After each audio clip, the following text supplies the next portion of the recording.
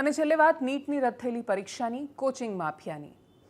NEET જેવી પરીક્ષાઓ જ્યારે ઇન્ટ્રોડ્યુસ કરવામાં આવે, ભારતમાં એમ પણ મેડિકલ એડમિશન દુનિયાના બહુ બધા દેશો કરતાં અલગ છે. આપણે ત્યાં એક પરીક્ષા નક્કી કરી દે છે કે બાળકનું ભવિષ્ય શું. એટલે બાળકે 11મામાં 12મામાં મહેનત કરી, અમુક ટકા આવ્યા, એના પછી એક પરીક્ષા લેવાય ને પરીક્ષાના આધાર પર તમારું એક રેન્ક આવે ને રેન્કના આધાર પર તમને એડમિશન મળે. ધર્મેન્દ્ર પ્રધાન શિક્ષણ મંત્રી આવીને કંઈ પણ વાતો કરીને જતા રહ્યા કે કમ્પ્યુટરથી પરીક્ષા લઈશું. સ્વાભાવિક છે કે તમે જ્યારે કમ્પ્યુટરથી એક્ઝામ ઇન્ટ્રોડ્યુસ કરો છો ત્યારે નોર્મલાઇઝેશન આવે છે. શું છે નોર્મલાઇઝેશન? એકદમ સરળ ભાષામાં સમજીએ તો 10 અલગ અલગ શિફ્ટમાં પેપર લેવાય. એ 10 અલગ અલગ શિફ્ટમાં 10 અલગ અલગ પેપર લેવાય. અને એટલે જ કોઈ પેપર સહેલું હોય, કોઈ પેપર અઘરું હોઈ શકે. અને એટલે જ એ 10 શિફ્ટમાં જે પેપરમાં પરીક્ષા લેવાય એટલે કોઈને 400, ઉદાહરણ તરીકે 100માંથી એક પેપરવાળાને એવરેજ 70 માર્ક આવ્યા છે, બીજાવાળાને એવરેજ 60 માર્ક આવ્યા છે. પરીક્ષાનું આયોજન કરનાર માણસ એવું માની લે છે કે 70 માર્ક્સવાળું જે પેપર છે સહેલું હતું, 60વાળું અઘરું હતું ને એટલે જ મારે 100માંથી ભલે 70 માર્ક આવ્યા પણ મારું પેપર સહેલું હતું એવું એજન્સીએ માની લીધું અને એટલા જ માટે આખા પેપરમાં બધાનું નોર્મલાઇઝેશન થાય ને કાં તો 70માંથી ફાઇનલ રિઝલ્ટ આવે ત્યારે મારા માર્ક્સ ઘટીને 60 થઈ ગયા હોય, 55 થઈ ગયા હોય, 58 થઈ ગયા હોય, કંઈ પણ આંકડો બદલાઈ જાય. અને એટલે જ આખી પરીક્ષા એ નસીબ પર જતી રહે. એટલે ઓલરેડી 2 વર્ષની મહેનતમાં તબક્કાવાર સમયાંતરે મેં કેવું પરફોર્મન્સ આપ્યું એના આધાર પર નહીં, માત્ર એક પરીક્ષા નક્કી કરે છે મારું ભવિષ્ય. એ એક દિવસ પરીક્ષા આપવા માટે હું નીકળીને મારી સાથે કશું પણ થયું, કદાચ એ દિવસે મને કોઈ પણ બાકીની સમસ્યા છે, હું જો એક દિવસ પરફોર્મ નહીં કરું તો એવું માની લેવામાં આવશે કે હું મેડિકલને લાયક નથી. અને એની વચ્ચે એ એક્ઝામમાં પણ જો નોર્મલાઇઝેશન આવે છે તો એ બાળકોના ભવિષ્ય સાથે શું? અને એનો જવાબ શિક્ષણ મંત્રી પાસે સ્વાભાવિક રીતે નથી, કેમ કે અત્યાર સુધી જે એક્ઝામ્સ થઈ એ કોઈ જગ્યાએ એ પોતાની સક્ષમતા પુરવાર કરી નથી શક્યા. આખી વ્યવસ્થા નિષ્ફળ જાય ત્યારે આ સ્થિતિ થાય. પણ આ પેપર ફૂટવાની કહાની બહુ રસપ્રદ છે.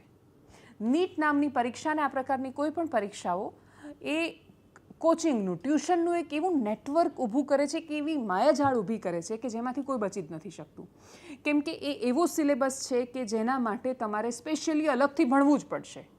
તમે જે 11-12 ભણાવી રહ્યા છો એના આધાર પર છોકરાઓ એ પરીક્ષા આપીને પાસ થઈ શકે એ સ્થિતિ હોતી નથી.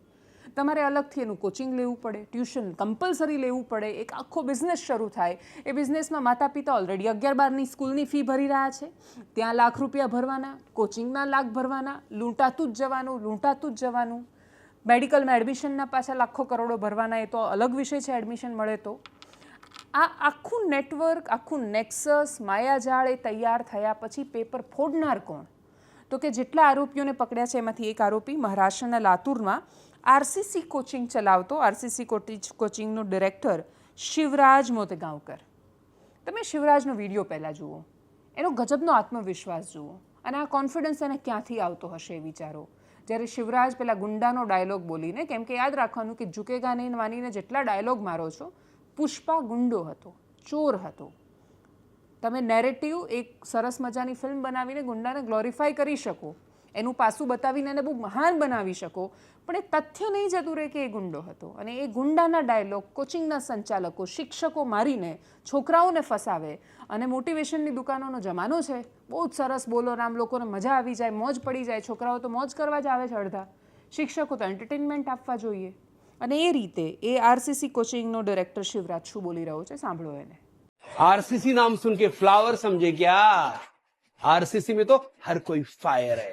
ऑफलाइन रहने दो, ऑनलाइन रहने दो, झुकेगा नहीं साला.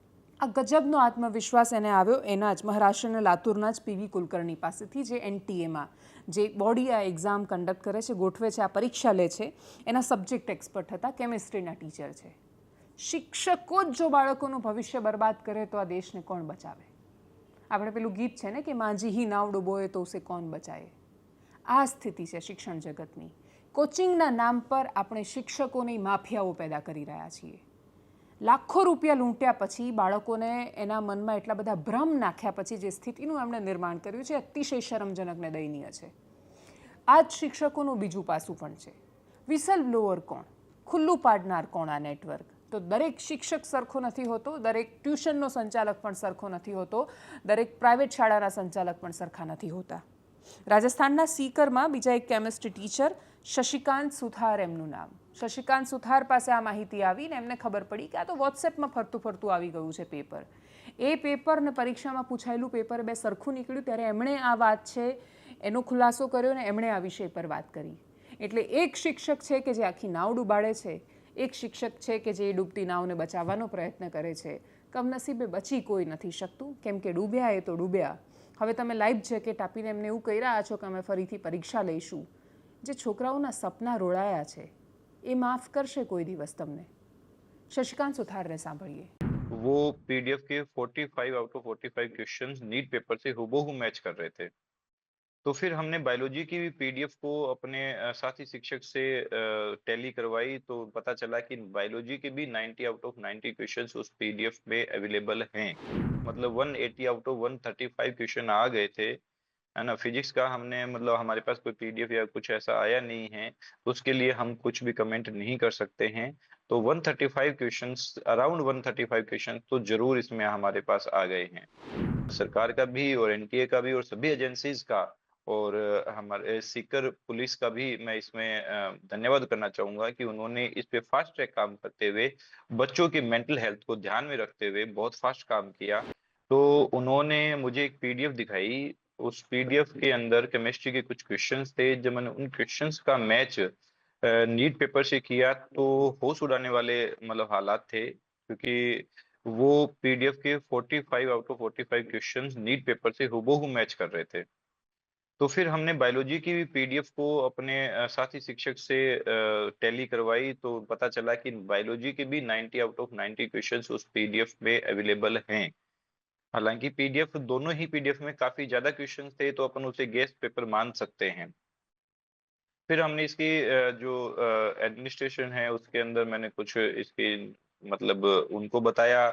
फिर उन्होंने थोड़ा इसमें हमारी हेल्प करी और हमने ये जो चीजें थी, ये जो कुछ और प्रूफ हमने 1-2 दिन में जुटा कर और फिर हम लोग एनटीए तक पहुंचे। उनको हमने मेल करी 7 तारीख को और 8 तारीख को उन्होंने मतलब बहुत ही फास्ट तरीके से मैं कह सकता हूँ, क्योंकि 7 को मेल हमने रात को लेट करी थी और सुबह उठते ही हमारे पास मैसेजेस फोन आने स्टार्ट हो गए थे एनटीए से और सीबीआई से भी। उन्होंने फास्ट ट्रैक काम किया इसके ऊपर और शाम तक हमारे पास टीम पहुंच चुकी थी। उन्होंने भी बहुत फास्ट काम करते हुए फिर इसमें एसओजी इन्वॉल्व हुई है और एसओजी ने भी बहुत अच्छा और बहुत फास्ट काम किया, जिससे ये सारी चीजें जो हैं वो निकल कर आई। और मतलब देश में पहली बार ऐसा हुआ होगा कि कोई पेपर 3 दिन पहले उसकी इन्वेस्टिगेशन स्टार्ट होती है और चौथे दिन उसको लीक्ड मानकर और री नीट अनाउंस कर दी जाती है। तो मैं सरकार का भी और एनटीए का भी और सभी एजेंसीज का और हमारे सीकर पुलिस का भी मैं इसमें धन्यवाद करना चाहूंगा कि उन्होंने इस पे फास्ट ट्रैक काम करते हुए बच्चों की मेंटल हेल्थ को ध्यान में रखते हुए बहुत फास्ट काम किया और बच्चों की मेंटल हेल्थ को बचाया है, ऐसे कह सकते हैं अपन। और भारत सरकार का भी मैं धन्यवाद करना चाहूंगा कि उन्होंने भी इस पे बहुत अच्छा एक्शन लिया है, रीनीट करवाई है। અપેક્ષા રાખીએ કે ઇકોનોમીના ચક્કરમાં બાળકોના સપનાનો વેપાર કરવાનો, શિક્ષણનો ધંધો બનાવવાનું પાપ આ સરકાર ન કરે. ઓલરેડી બહુ કરી દીધું છે. આ પાપને તમે ઓછું કરતાં કરતાં પુણ્યમાં તો ક્યારેય નથી ફેરવી શકવાના.